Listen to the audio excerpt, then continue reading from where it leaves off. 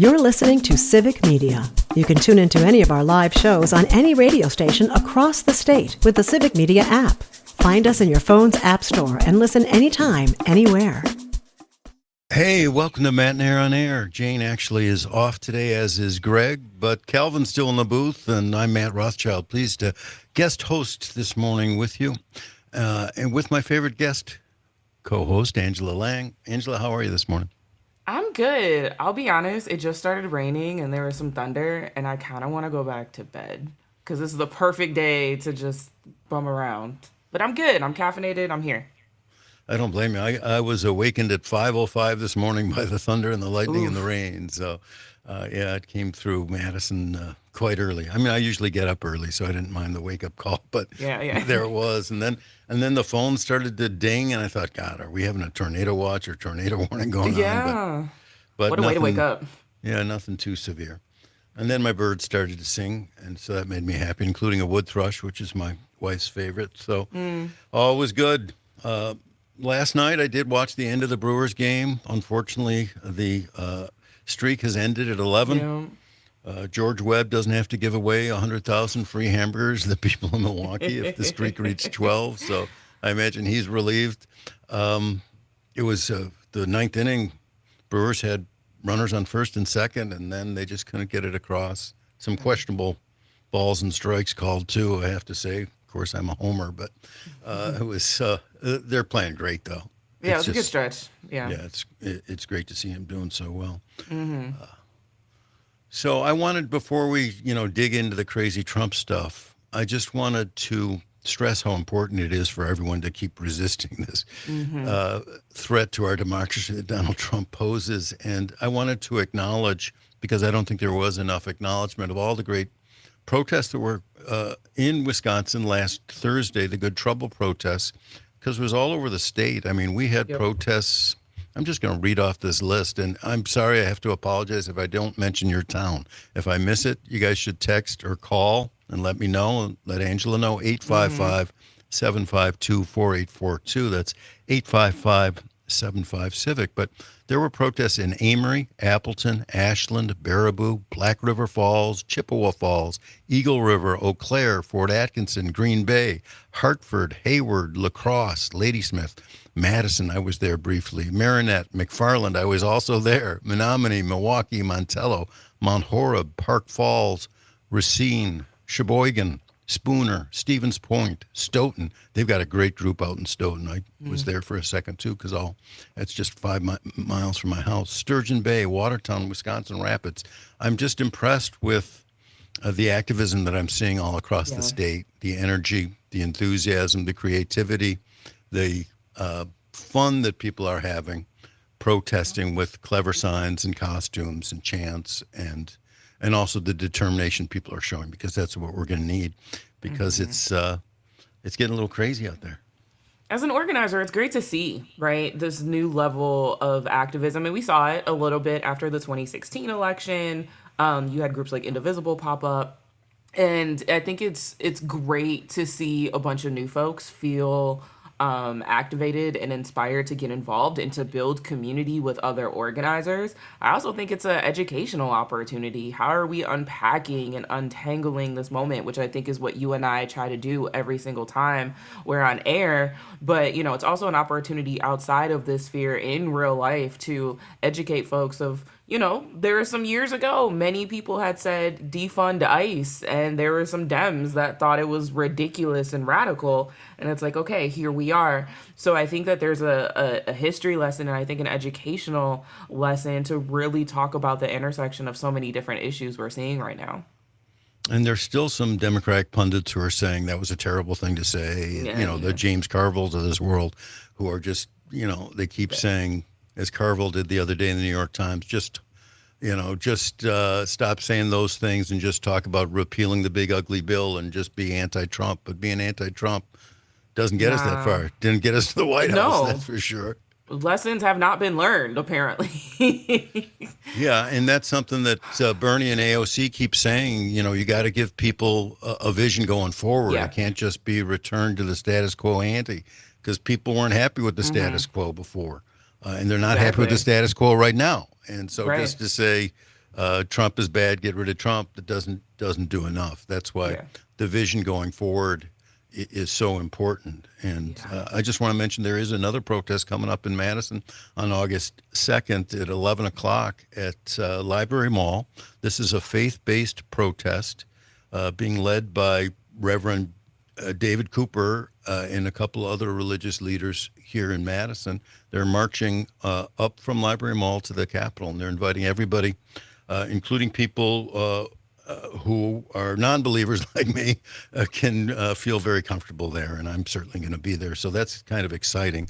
I think it's really important for folks who have a platform, a moral platform, like people of the cloth, to show up and to acknowledge that what we're seeing in this country is not according to any of the moral principles of any of the major and minor religions across the world. That what we're seeing here is cruelty and sadism and scapegoating and of course, I call it fascism. I know that scares a lot of people, but it is the nearest analog to what we've seen historically. And, Trump is just totally losing his stuff right now. That's the thing that we're seeing with his response to the Epstein scandal, which astonishes me that it's a scandal because we knew this guy was a sexual creep. The first time he ran, he told everybody on that Hollywood tape, and then, of course, he got convicted. Yeah, convicted of sexual abuse, and now people are aghast. Well, what did they think they were buying here when they bought Trump? Yeah. But and the policies of cruelty don't seem to upset those folks. It's just this grotesque personal behavior with Epstein, which is really grotesque too. So I understand that part of it. But they should have known what they were buying at the beginning. But so here we have Trump, and I'm going to go to Calvin, who's got some tape of Trump yesterday in the Oval Office, just ranting in a caged animal-like way. Let's just run it if you can, Calvin. But the leader of the gang was President Obama, Barack Hussein Obama. Have you heard of him? And except for the fact that he gets shielded by the press for his entire life, that's the one look, he's guilty. It's not a question, I like to say, let's give it time. It's there, he's guilty. This was treason. This was every word you can think of. They tried to steal the election. They tried to obfuscate the election. They did things that nobody's ever even imagined, even in other countries. So we found this isn't like evidence this is like proof, irrefutable proof that Obama was seditious, that Obama was trying to lead a coup, and it was with Hillary Clinton, with all these other people. There you have it, the President of the United States. I'm just thinking of my father, who was a lawyer his whole life, believed in the law, was a little naive that way. But to have the President of the United States call someone guilty before he's even been charged or prosecuted is just something that would have made my father just recoil in horror. But what was your reaction to that? There's a lot there. I remember seeing it, clips of this on social media, and I'm like, is this AI? Like, none of this makes sense. Like, and then you realize it's real, and it's like, he seems unwell, right? Mm-hmm. He seems unwell. It's also like he just cannot stand that there is a more popular president than him, right? And I'm not saying Obama is perfect by any means, but he's a whole heck of a lot better than the orange man we have now. And it's so interesting that he's talking about treason in this country when he is the man single-handedly destroying this country with his just gang of reinforcers, basically. It was him and his party that stormed the Capitol in January 6th. So there was some treason. Yeah, so it's like, okay, this is a lot. This is bold coming from you, which is also why it just doesn't it's even more unusual. He just seems kind of like deeply unwell. And I know there's been some speculation about his health recently, and I'm not trying to, add to that, but it was so discombobulating and incoherent that it's just like, is there something? Where is this coming from? What is the context of why he's saying this? Yeah, I think you're putting your finger right on it, Angela. He is pathological. This is the behavior of a pathological narcissist. Yeah. You know, when things aren't going their way, they just strike out. They can't admit or retreat. They just strike out at anyone. And, you know, there he is stressing Obama's middle name, Hussein Obama, which is a clear racist. That was clear. Yep. Dog bark. And... yeah, I'm worried. I mean, some people are speculating, well, this Epstein thing is breaking up the Republican Party, breaking up MAGA. This is going to do him in. You know, he's been, people have been saying he's been done in, you know, ever since that tape came out. And he still survives, and he survives by these antics. And he will change the subject no matter what it takes. And so I'm still very worried about him. But yeah, this... you know, he posted this on X, according to Heather Cox Richardson, who is invaluable, and my wife reads her every day. Here is Trump, or here's the White House posting on X an image of Trump in front of American flags, eagles, and fireworks with the caption, "I was the hunted," and then in all caps, "Now I'm the hunter, President Donald J. Trump." And he promised this on the campaign trail, though. I mean, again, we shouldn't be surprised. He's told us pretty much everything he was going to do. He said, I am your, what did he say on the trail? I am your vengeance, or I am your... Something like that, yeah. Yeah. Or retribution, something like that. Yeah, I'm your retribution, which should have been a clear signal that he wasn't well. And we were warned about it. And we were warned about it by Liz Cheney constantly, who said, this is a guy who shouldn't be anywhere near the Oval Office ever again. And to her credit, she did all she could to try to stop him from getting there. Yeah. But he's there, and he has this immense power. It's dangerous. Super dangerous. And, you know, if we don't keep protesting and showing him that, and the folks around him who may be saner, that there's that this isn't going to be easy, what he's trying to do in destroying our democracy. There is going to be resistance all over the country, and, you know, their options aren't as... easy to implement as they might think. If we don't do that, he will keep doing crazier and crazier things. And I believe he's going to invoke the Insurrection Act at some point in the not too distant future. And that, you know, there goes our democracy. I mean, this is a guy who's got no love for democracy whatsoever. He's a super vindictive person, vengeful person, and he feels trapped right now. And so he is... especially with the backdrop of the midterms around the corner, too. I know that's weighing on his mind. What is he going to do to try and protect himself for the midterms? Yeah, well, he said, according to the New York Times today, whether it's right or wrong, it's time to go after people. That's our president, folks. You're listening to Matt and Air on Air. I'm Matt Rothschild. She's Angela Lang. We're co-hosting today while Jane and Greg are out. Calvin's in the booth. And we'll be right back. We're going to hear a little bit from Stephen Colbert about what he made of this Donald Trump rampage. Number to call, 855-752-4842.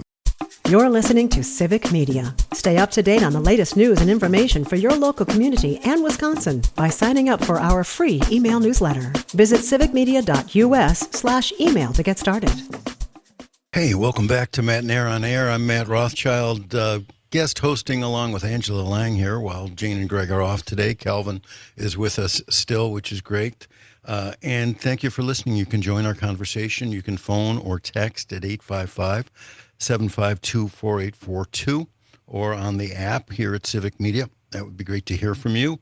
Angela and I have been talking about Trump on the rampage, and last night Stephen Colbert had a great little bit on it. So let's just take a quick listen to that. Of course, whenever Trump is backed into a corner, he needs to change the subject and throw red meat to the carnivorous base. And their favorite cut is filet of Obama. Here's Trump earlier today being asked about the ongoing Epstein scandal. Yeah, I don't know about it. I don't really follow that too much. It's sort of a witch hunt, just a continuation of the witch hunt. The witch hunt that you should be talking about is they caught President Obama absolutely cold. Now, we found this isn't like evidence this is like proof irrefutable proof that Obama was sedacious. Wow. Wow. I mean, it takes extraordinary confidence to call a former president sedacious, because that is not a word.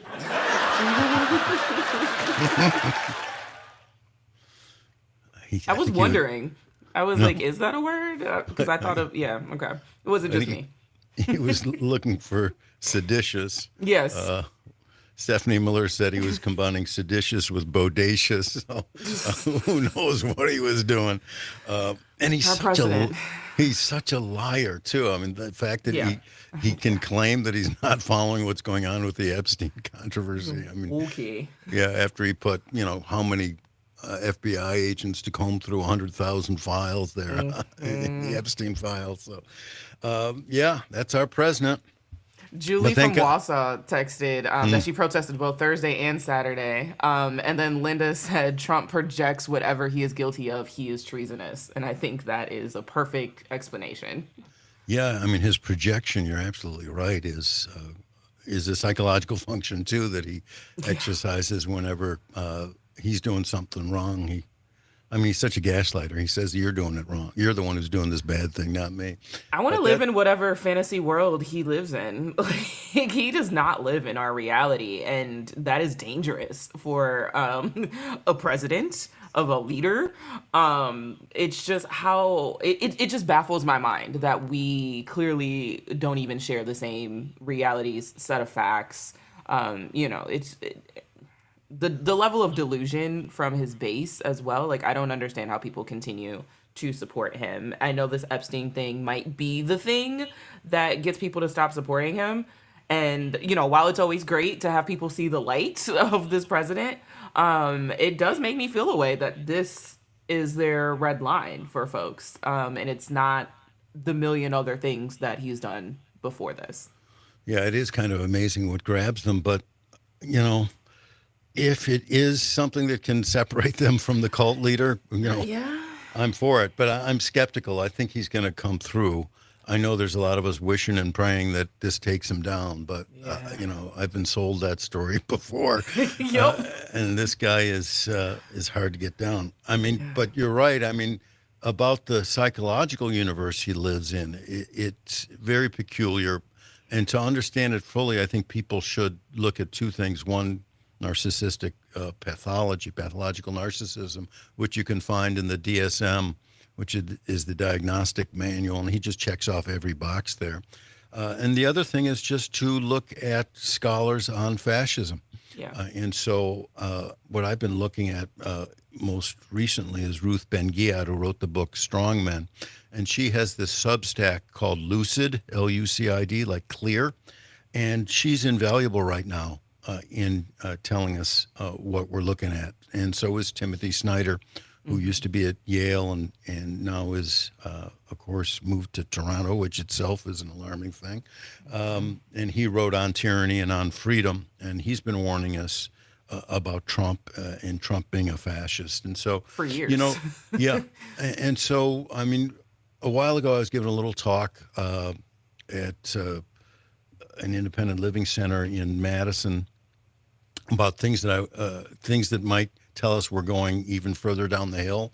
And one thing I mentioned was, well, if he starts prosecuting bleeding Democrats, then things are going from bad to worse. And then what did we hear from him yesterday? He wants to try Obama for treason. And he put a little video on Twitter, or his White House people did, this was AI, with him sitting next to Obama and then Obama getting hauled off by FBI agents. He's so cringe. It's just he's so cringe. And the people in the White House press office are so childish. I mean, they're so adolescent in their social media postings.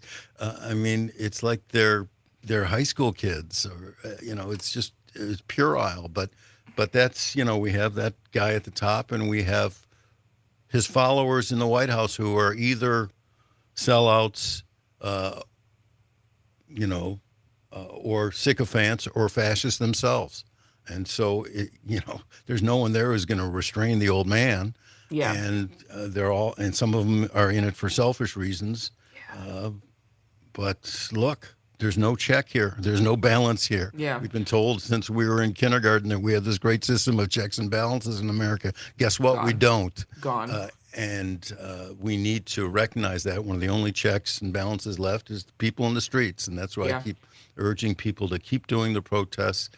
My hats are off to everyone who's protested so far at any of the big protests we've had over the last couple of months. And there's another one coming up again here in Madison on August 2nd at 11 o'clock at Library Mall, a faith-based one, which is going to be really neat to see. We need more like that. We're going to be back after the break with Becky Rabatin, who is at Independence First. She's a disability rights activist in Milwaukee. She's going to talk about the Medicaid cuts and also the 35th anniversary of the ADA, which is coming up in just a couple days.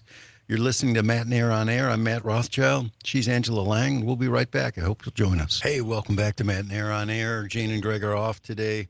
Angela Lang and I, Matt Rothschild, are guest hosting for them. Calvin's in the booth. Times are getting tougher. I just wanted to put a bow on our conversation about Trump, and then I want to leave Trump alone for a while. But I had mentioned his pathological narcissism, and I mentioned the diagnostic manual DSM on narcissistic pathological disorder. So I just looked it up at the break. Here are the characteristics: grandiosity, exaggerated sense of self-importance, accomplishments, and talents; fantasies, preoccupation with fantasies of unlimited success, power, brilliance, beauty, or ideal love; uniqueness, belief in being special and unique, associated only with high status people or institutions; admiration, need for excessive admiration and attention. Sounds like anyone you know? Entitlement, unreasonable expectations of favorable treatment and automatic compliance; exploitation, taking advantage of others to achieve personal goals; lack of empathy, inability or unwillingness to recognize or identify with the feelings and needs of others. Check. Envy, envious of others; arrogance, haughty and arrogant behaviors and attitudes. There it is. Checks every single one of them. Okay, Unbelievable. All right, enough of Trump. Let's move on. Delighted to have on the show with us right now Becky Rabatin. She's the Community Access and Legislative Policy Analyst at Independence First in Milwaukee. Becky, welcome to the show. Thank you for having me. Tell our listeners what Independence First is. Independence First is a center of independent living. We're one of 8 in the state of Wisconsin. We were established to help advocate for the rights of persons with disability, and that is brought about by the Rehabilitation Act of 1973. And we are mandated to provide 5 core services for the community of persons with disabilities. And what are some of those services? Um, Information and referral, peer support, life skills training, advocacy, both on an individual and systemic level, as well as transition from individuals that are in the hospital going back into the community, or people in rehab centers or nursing homes that want to live back into the community, and students transitioning out of K 12 education into the workforce or into higher education. You know, during the debate over that big, ugly bill in Washington, one of the hot issues was the cuts to Medicaid. A lot of those cuts are going to affect persons with disabilities. Do you want to get into that? What was your reaction to those cuts?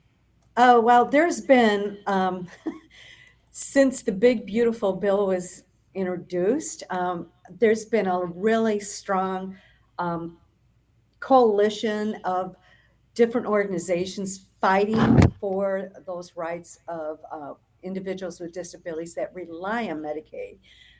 So it takes in many, many different things. Gosh almighty, some of the things that we're concerned about is in the state budget was passed, we're stable right now, but that's just to stay stable in the funding. Anything that increases, or if we receive less money from federal funds, what effect will that have on our budget? And so some of the things that we look at is that there is Badger Care there is Katie Beckett programs, Iris programs, and individuals with disability, like many of my coworkers here, depend on Medicaid to be able to help them to continue to work Right. because depend on personal care assistance to help them get dressed in the morning, bathe, help them get to work in the morning using paratransit. And if they don't have that assistance, they would not be able to get into work. Also, those individuals that provide personal care assistance, they receive that funding through Medicaid. And those individuals sometimes may depend on Medicaid themselves. So, cuts to Medicaid is a huge issue for persons with disability. I know there are quite a few people that are concerned that if they do not have the help of Medicaid and other programs that the state of Wisconsin has, that they may have to go back into institutions. And several people that have been involved in some of the listening sessions with U.S. representatives and Senator Baldwin have said, I am not going back into an institution. We want to continue living in the community. I prefer living in the community. I feel safer living in the community, and this is where I want to live. So, I mean, that's a very heartbreaking thing to hear, that is something that folks are actually thinking about. What has the response been when you've had meetings with, say, folks on the other side of the aisle? Because this is why we have these conversations. I think it's so important for us to humanize and to put real faces and lives to some of the policies that people are voting on. Like, they're real people that are impacted. What are folks not understanding, I guess, about the situation that you all in, and kind of specifically the dire funding constraints that y'all are dealing with? Well, attended a few of Senator Johnson's meetings. And the first one that I attended when individuals brought up the cut to Medicaid and Medicare was the response was, that's not true. We're not going to be doing cuts to Medicaid and Medicare. We have seen that has come about. And it's only going to it's only going to affect those people that are in the basement playing video games that don't want to work. So that's that mentality. So basically, here's what I think: it's more of this. Hear no evil, see no evil, speak no evil. And their evil is that there's people that are taking a free ride. And that is so far from the truth. Again, I have coworkers here that, they have to be concerned about how much they earn, that they aren't thrown off of Social Security or that they lose Medicaid.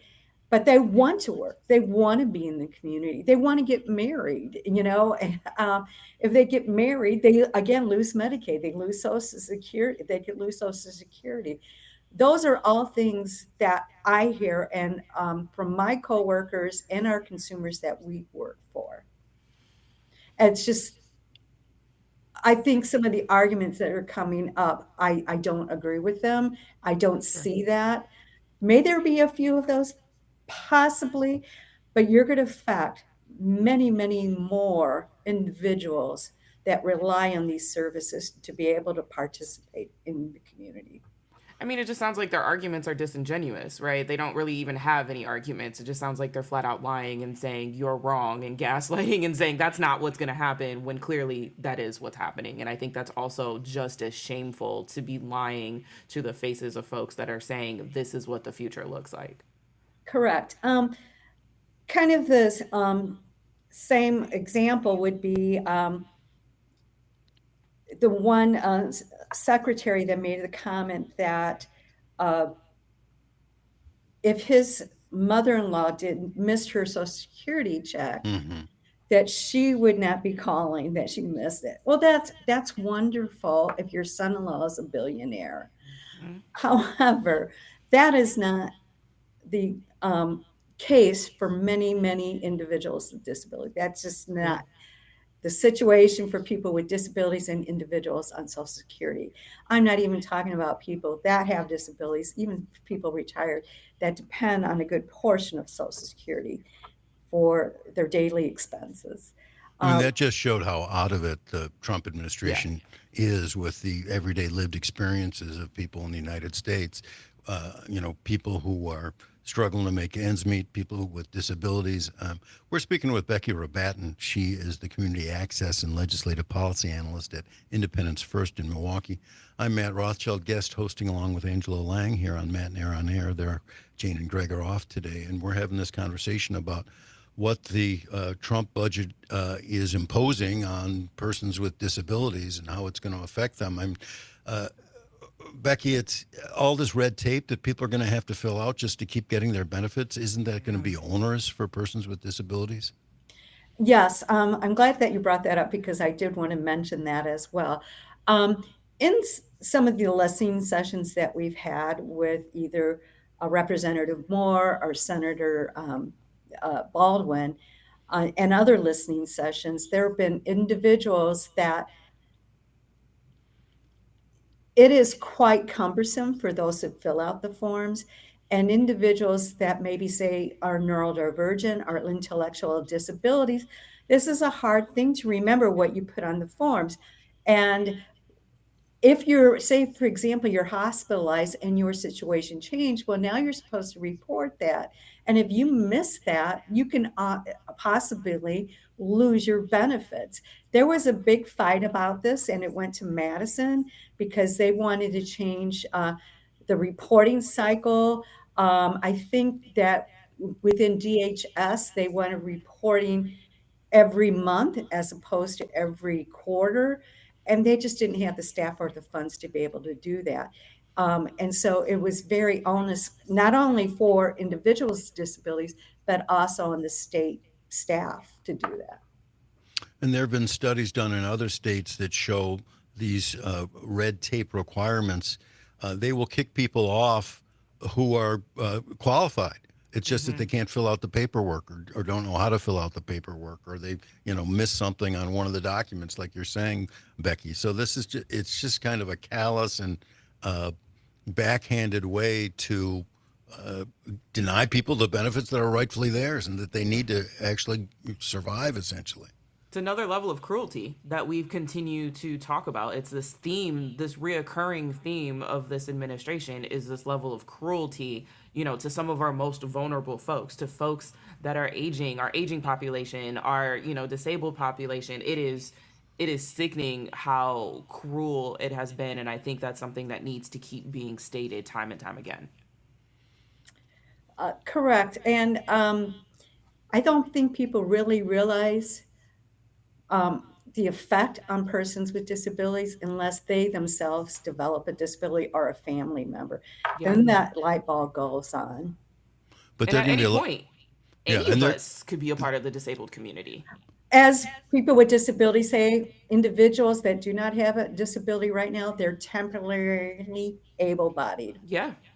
There are going to be a lot of light bulbs going off, Becky, as this cruel policy gets implemented, as Angela put it. If you could stay with us after the break, I want to talk about the anniversary of the ADA, which is coming up.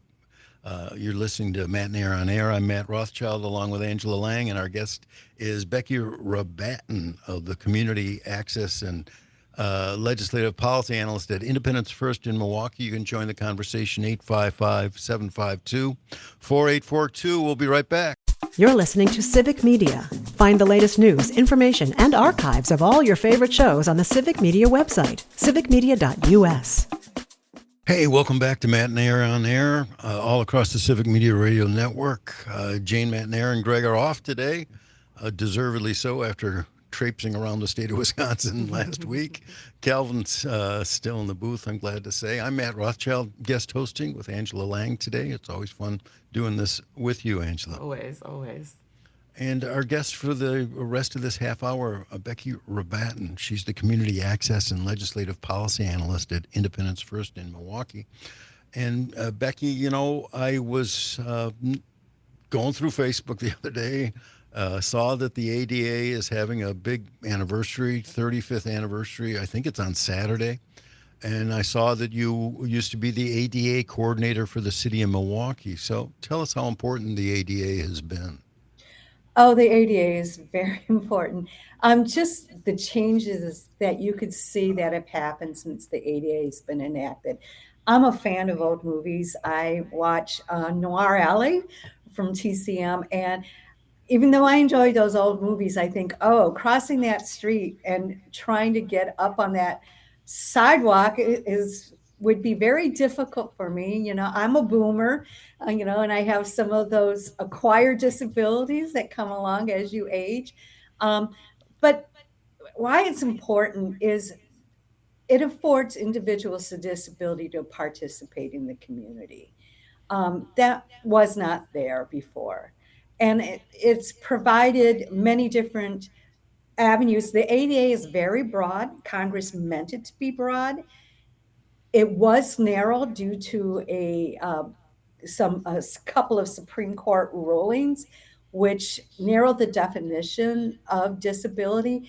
And Congress then amended the ADA in September 2008 so that they can broaden again that description or that definition of disability.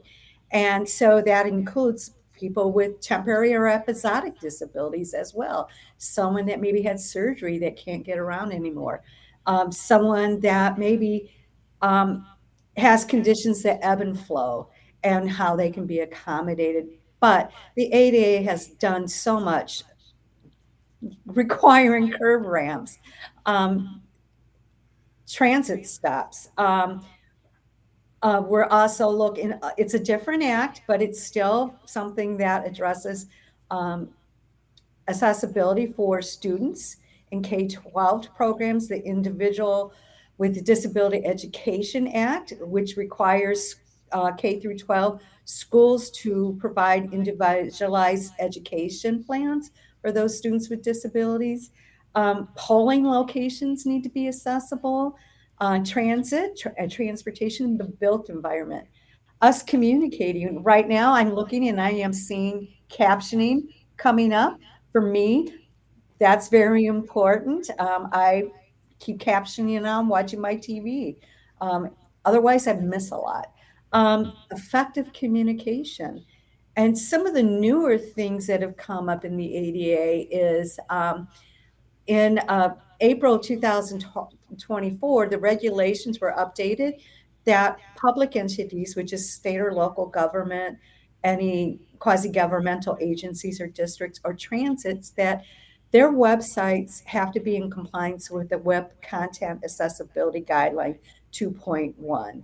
So those communities, less than 50,000 individuals, they have to update and bring their websites into compliance by April of 2027. And those over 50,000, April of 2026. So that's something that, those individuals that want to pay their bill online, water bill, say, for Mm, example, they want to pull up meeting notes from council meetings, common council meetings, state legislative meetings, that those documents that they want to pull up are accessible for them to use. So those are some of the things that I have to say that the ADA has really provided for. And there's so much more. I mean, this is an example of a government policy that is really expanding rights and freedoms for people. And there's so many things that the Trump administration is trying to do to take those rights and freedoms away that I think it's important to elevate the success of a program that expands rights and freedoms. What are the plans for celebrating the big 35th ADA anniversary in Wisconsin? So this Saturday, it'll be here at Independence First, but it will be hosted by Industries for the Blind and Visually Impaired and their Blind Chamber of Commerce. So that will be happening here at Independence First Saturday, July 26th, the actual anniversary from 11 to 1. And then on um, July 30th, we will be having a celebration here at Independence First. It will be hosted by Independence First, visit Milwaukee, and the mayor will be here as well. And we're going to be opening our facilities for folks to come and see how accessible our facility is. What is your address there, and how can people support your group? We're located at 540 South First Street in Milwaukee, and they can support us or any other Center of Independent Living. You can just go to www.independencefirst.org to find those centers of independent living in other parts of the state. You can go to DHHS's website and be able to pull up independence living centers and to be able to see what center represents your area within the state, where you are located within the state of Wisconsin. Terrific. Becky, thanks so much for being our guest. That's Becky Rabatin of Independence First in Milwaukee. That's independencefirst.org. You're listening to Matt and Air on Air on the Civic Media Radio Network. We'll be right back after the break with Brittany Merlot, prize-winning meteorologist of Civic Media. The number is 855-752-4842. Angela and I will be right back. The national news cycle never stops, but it can be hard to find news about your local community. Civic Media is dedicated to providing quality local and state news coverage across Wisconsin. With the Civic Media app, you can get notifications about local stories that matter to you and your community. Find the free Civic Media app in your phone's app store and choose notifications from the menu to tell us what kind of news you want to hear about.